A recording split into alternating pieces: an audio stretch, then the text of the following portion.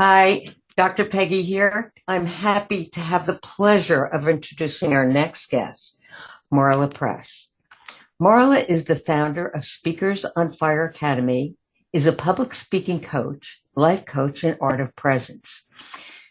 She coaches on how to wow every room so that you magnetically attract more clients and wealth. Marla's mission is to help you speak so people listen. That's really great. We need her. Marla's unique exercises help beginner and experienced speakers transform immediately. Marla uses her psychology degree, energy work, and intense intuition to personalize results for her clients. She developed movement therapy for adults with disabilities and uses many exercises to help everyone be comfortable in their own bodies. Oh my goodness. Welcome to the Professional Woman's Podcast, Marla. I know you are the to-go person to help people have more confidence engagement when speaking, as well as the high success rate they get from working with you.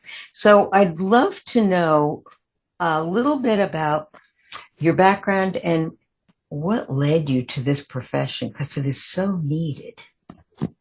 Well, thank you so much for having me, Peggy. And yes, it is so needed. And it's funny, and I'm sure a lot of listeners out there can relate to this.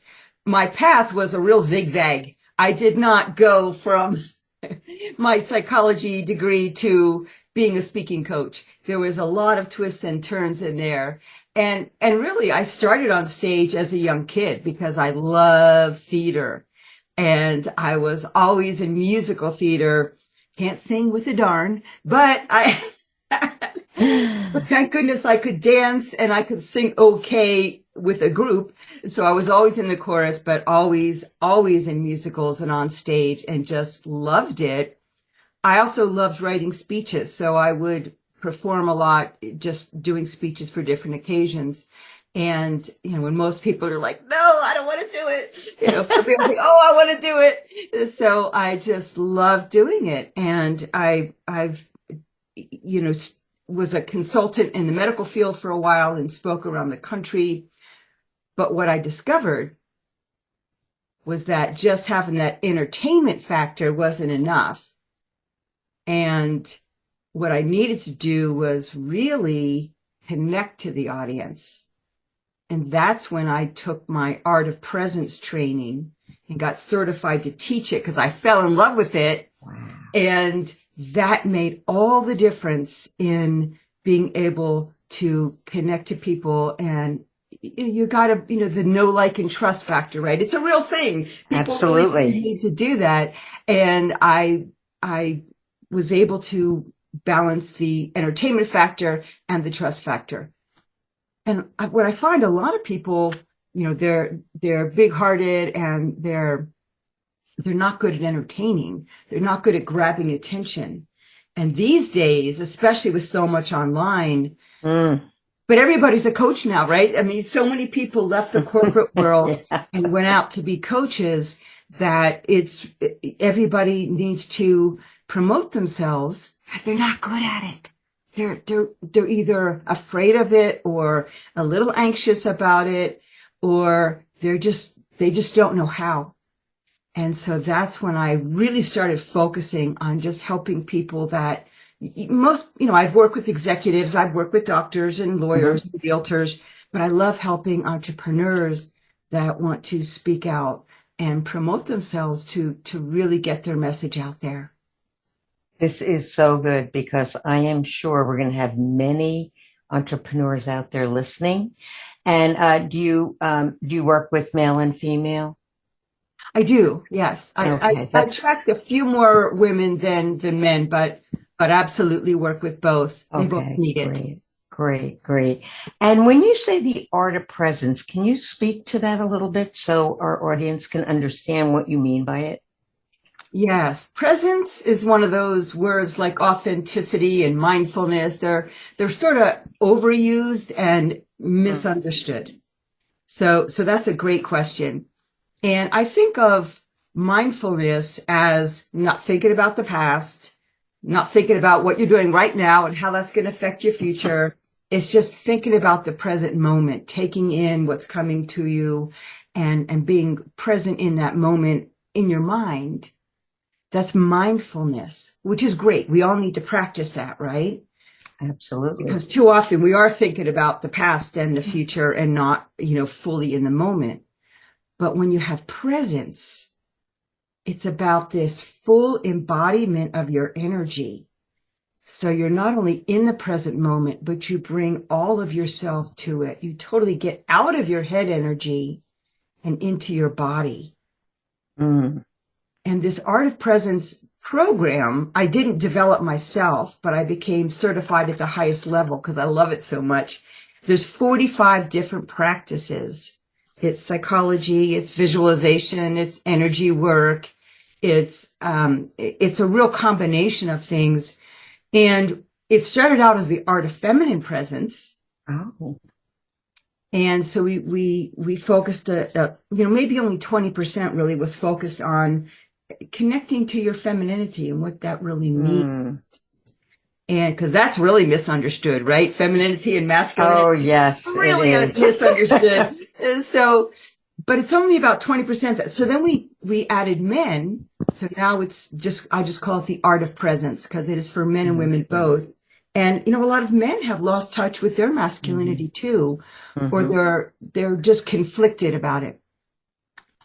So this is, like I said, it's just a part of the biggest part is the presence piece, how to embody your energy and really communicate from this place instead of from this head energy. It makes all the difference.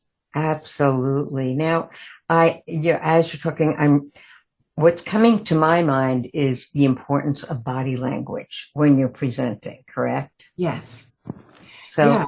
Can you address it's that a little interesting bit? because, so, communication is only 10% the words you say. Yeah. And your words are important. Absolutely. Your words are important. And I help people with their content, their marketing message, their pitch, their stories, how to make them more compelling, all of that, how to craft your offer in words, social media.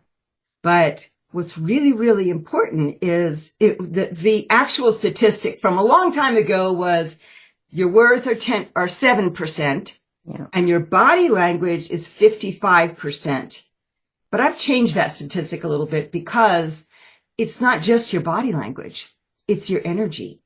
And that encompasses your body language, your confidence, your passion, and your energy that we can't put into words. So that's about 70% of communication. About 20% is your tone, and about 10% is the words you say. Yes, so important. And I'm so glad that you said that because I have read a lot about it, obviously teaching mindfulness, but I'm so glad that you actually laid it out for our listeners because it's such an important thing to realize. What do you do about, say, someone comes on, and as you know, with my mindful eating program, oftentimes I have clients that have a little bit of body shame, maybe because of weight or figure or whatever. And I'm wondering how you approach working with them so that they do feel more confident in their body, whether they like the body or not. Yes. And this is huge. And, I said I took a lot of twists and turns in my early psychology work because I did a lot of therapy for people. I focused a lot on body image because I had that problem. I had a huge body image problem. And almost all women, I don't care if you're gorgeous, a model, whatever, an actress, almost all women have at least some body image issue. And a lot of us have shame about our bodies because, well, unfortunately, one reason is because, 1 out of 3 women have experienced sexual abuse.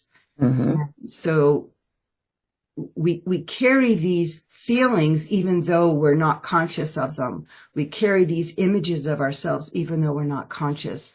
And then from a young age, we're exposed to the media where there's these high standards of what beauty is supposed to be. And we're used to women are are sort of taught to compare themselves to other women, which is so toxic. We should not do that, but it's almost innate. We almost can't help it, right? And so there's a lot of that still happens. And then, I love the old adage that beauty is only skin deep is so true. I love that. Yes. Yeah. So, here's the thing. It's so true that if you're confident, if you're, giving of yourself, if you're embodied in your body and comfortable in your skin, no matter what you look like, you look beautiful. You look attractive. Yes. I so agree with that. So agree with that. And if somebody comes to you that does have that issue, how do you approach teaching them their presence on stage or on online or something? Because, we can say it a million times. Right. It's beauty's only, is only the skin deep, but right.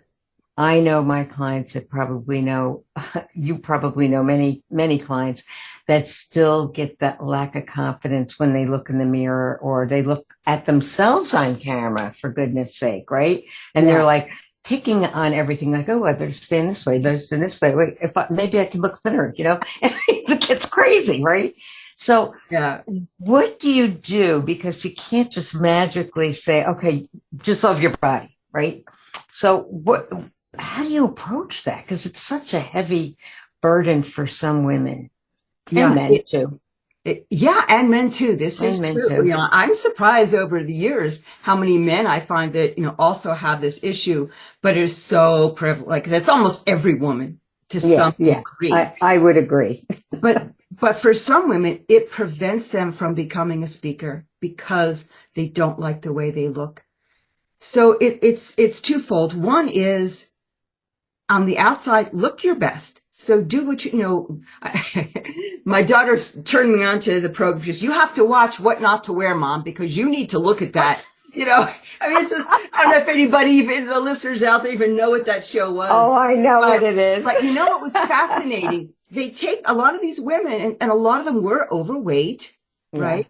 But they made them look 100 times better just by wearing fitted clothes, because a lot of women that are overweight wear baggy clothes, and it makes you look bigger. It doesn't, but when you show off your curves in these, more fitted clothes, and it doesn't have to be skin tight, but just fitted for your body, you look so much better. Wear some makeup. Not everybody's going to wear the same amount of makeup, and I don't try and get everybody to wear the same amount.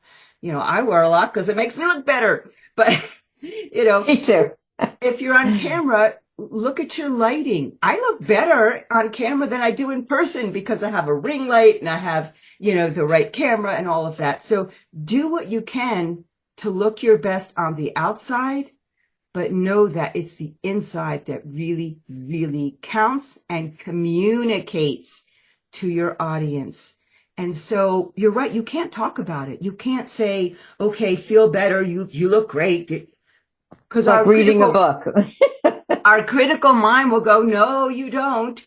So what I do with all my clients, and this is, in so many ways, people transform through experiences, not through knowledge. And so I take people, that's what the art of presence comes in. It's all exercises.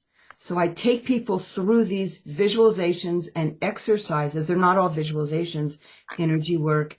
And people transform. They get it. They experience what it's like to feel comfortable in your body and the joy of that.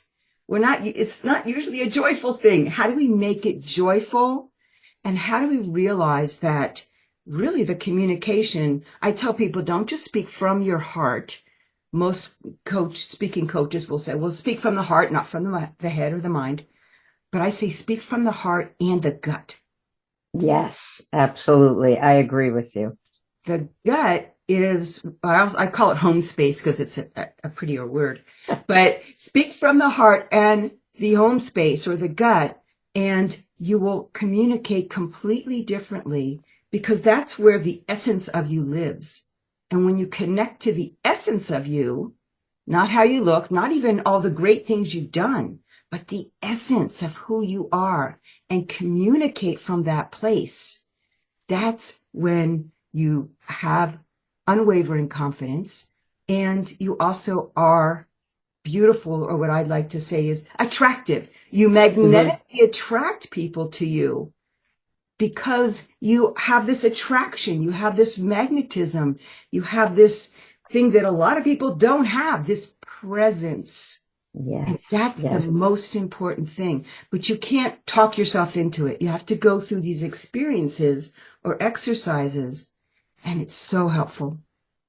Oh my goodness, I can only imagine. That is so, I just love that you do this work because I know I was always afraid to get on camera. I was like, I don't know, I don't look good. I don't look at my hair, for a long time. And then I said, "Oh, Peg, get over it. You're past that age to care, but I do care. That's the thing. Yes, I do yes, care. I of do care course. that, like that. I do care that I'm presentable and that I am able to attract. But I do understand people's shyness around Facebook Lives because what you see is what you get. you know. So Yes. I can understand the hesitation, but fortunately I got over it a long time ago, thank goodness. But it is a hard thing when you're going through it. It's really frustrating because you will do anything else than to get on camera, on stage, or anything else for that matter. You'll get busy doing mindless things, right? Right. So, Everything yep, but what yep, you should be everything. focusing on, which is speaking. Yeah. Exactly, exactly. So that's really amazing. Um, when you work with people, say you have a new client. Now, do you do groups or individual or both? I do both. I kind Okay, of twist people's arms to do the group, and I offer a few one-on-ones within the group.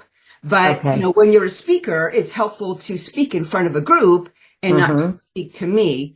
So in the Okay. one-on-ones, we take the deep dive. Sometimes we get into some of the personality or some of the specifics of your industry, but in the psychology. But the group, you get feedback from other people, you get practice in front of a group, and the dynamic is just powerful. Mm, Yeah. mm.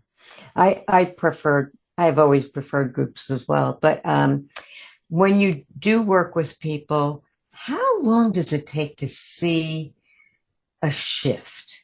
I mean, really see a shift. Somebody that comes to you that's just can't do it. Just, feels bad about their body, doesn't dress right. How long does that take for them to merely make a shift and feel truly confident to go out on stage? I'm sure it's individualized, but just in general. Yeah. Sometimes 10 minutes. Wow. I know, right? Yeah. Wow. These exercises are so powerful This is that, so great. right? 10 to 15 minutes. But, to get my group program is 6 months long, Oh, because good. we also go over business strategy, speaking strategy, and we go over, all the aspects of having Mm, a business that's thriving. So it is 6 months long, but honestly, even in the first session, people transform because of these powerful, powerful exercises.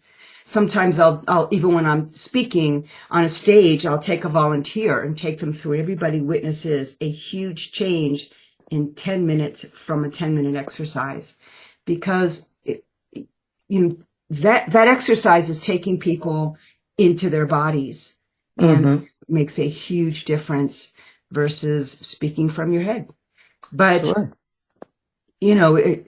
if it's body image, we might need to work. Sometimes just putting on different clothes, and people will think, oh, I can't wear something, that's a brighter color. Or, oh, I can't wear something that's a little less baggy, or they dress really masculine when they're not really masculine. Those kinds of things. That alone can make a big difference too. So there's so many things I do that have quick results. And that's why in my bio, it says so many things, it's immediate results. Yeah, I see that. It's yeah, wow.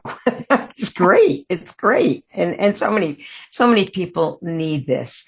Um, Now, because when you said people with colors, and I always, it just makes me giggle a little bit because every heavy person I ever knew had to wear a lot of black. And I'm thinking, nah, it's just, it doesn't, you don't look confident. Do you agree? I mean, certain people can wear black and pull it off, but Yeah. when you're Black is, hiding behind. yeah, black is good if you accessorize, right? Right, right, So you right, don't right, want to look like you're going to a funeral. I mean, right. you want to, Exactly, but exactly. black is somewhat slimming, and that's why they wear Mm-hmm. it, right? And Sure. black looks professional. It's a kind of a power Mm-hmm. color. So it's not bad, but too many people then they wear black and not a lot of makeup and not, a nice necklace or a scarf or something to go with it. And then it looks a little depressing. So Well, yeah, that's why I was yeah, asking because I've known so many people that had extra weight and they hid behind their clothes and they were oftentimes black. And it was like it just doesn't convey confidence at all to me. But I think it's because probably they weren't wearing fitted clothes. That could be part of it too. absolutely. Yes, that's a huge part. And it depends on the situation. It depends on, your coloring. Like I wear red because it's part of my brand. My brand is Hmm. Speakers on Fire. And the guy Yeah, has yeah, red yeah. hair, although I hope I it's kind love of it. unisex, but it's a little red, a little masculine perhaps. But red's a good color for me with my hair and my Oh, it's a skin tone. It's just a beautiful. good color. So, you should know what looks good on you. Like, I don't look good in brown. I just don't. And some people might look gorgeous in brown. So you want to know what colors do you look good in? And then, you want to, depending on your background. So, you look gorgeous in the print because your background is more simple as opposed to being busy. Like my background's busy, so I couldn't Yes. wear a print, right? So Yes. there's things to know about looking good on camera that I also talk about in my classes. So there's a lot to it, but it can be just a simple change. And I I've don't know. I've seen this often where women they're wearing a vest or they're not wearing a bra or there's just all these things that one little change will be like, wow, you look so much better. Yeah. I know. I was thinking about, the styles change so much, but then they come back. And I noticed I had, I can't, countless scarves. I have so many scarves because that was the thing at the time. Well, the scarves are still hanging, but I keep saying, well, maybe there is something I could do with that scarf, to dance Yeah. something up, right? So, Yeah. so style is always, because style comes and goes and people want to stay up with it, but And sometimes you don't have keeping to, it simple. yeah, you don't have to stay up with style. No, I'm known for not keeping up with styles, but I think that, you have to know what looks good on you and what you feel exactly. good in. You have to feel good. That's it. I It's not agree. about, looking more beautiful. It's about being more attractive. I'm going to repeat that. Super important. It's not about looking more beautiful. It's about being more attractive. Big difference. Big difference. And my mother had always told us she was very vain. She was a cute little thing. And but she was 96 and still putting on her rouge and lipstick, and God forbid the earrings weren't there. And so we were always raised that, you have to be presentable, but she says when you look good, you feel good. And it's so true. It I is mean, to your, true. in your own mind, when you feel you look good, you feel great. It's a whole level of energy. Yes. And it's about giving yourself permission. I think you used the word shame earlier. And I think for a lot of women that do have a poor body image, it is about shame. And then they It don't give is. themselves permission to look better. It's like, oh, no matter what I do, I'm never going to look good. Those kinds of toxic Oh, I know a few images. people like that. Yes, yes. But you Yeah. can look better and it will make a big difference. Even making a little change can make a big difference. Put on something a little more feminine, or put on a color that you like, whether, you think it's the right color or not. If you feel good in it, that's great. Doesn't matter. Yeah. And then there's certain techniques that, that you want to learn from a coach or a guide on how to present yourself. Because there are some things that are more true than others. Yeah, that's true too. Yeah. And, just the energy that you were talking about in the very beginning, how powerful your energy is when you're speaking to someone, especially when you're presenting, right? That's what you're the czar of, is, helping people feel that they can interact with people and they're drawn to them, and it's the energy, right? I mean, that would be, like you said. 70%, it's your energy. Well, can I steal that I'm the czar of public speaking? The what? I've never been called that before. I'm the czar. Oh, I'm going to use it all the time now, just so you know. I love that. Czar. I love that. You are. Funny. But I know that this time went by so quickly, didn't it? Oh my goodness, it went so quickly. And I know that you offer a lot of different things, and I am sure that we will be putting all of your offerings and your ways to contact you in the show notes. But is there something you would like to offer the listeners today? Yes, I would love to offer. So I talk about, twisting people's arms to do the group, but the first connection with me is best to do one-on-one. And so I really get to know you and get to know what your goals are and what your challenges are. And so I offer a one-on-one session, but it's not just a get to know you session. It's a hot or not speaker eval. And in this, you will, if you don't have a message, we'll create one. But if you have a message, then we will make it sizzling hot. So it could be your story, how to make your story more compelling. It could be your 1-minute pitch. It could be any marketing message. We'll work on it. So you're going to come away with value. You're going to come away with a part of your speech, or a speech that is sizzling hot and is going to immediately get you more clients. What a generous offer that is. Oh, I hope everybody listening grabs that real quick, because to have the privilege to work with the czar, as I call her, Marla, you shouldn't miss this opportunity, and I'm sure that people will be grabbing at it for sure. But I just want to thank you so much for the opportunity to sit here and learn all about you and what you do, and it's so exciting. Thank you so much for this privilege. I do love talking about these issues. I don't always talk about body image, but you're right. It's so, so important.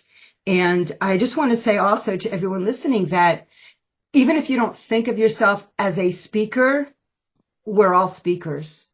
Whether you're promoting yourself because you're on a team, whether you're promoting yourself on a date or to your spouse, whether you're promoting yourself because you own your own business, and you have to promote yourself if you own your own business. And speaking well is the best way to do that. Thank you so much. I appreciate your time. Thanks, Peggy. Appreciate it.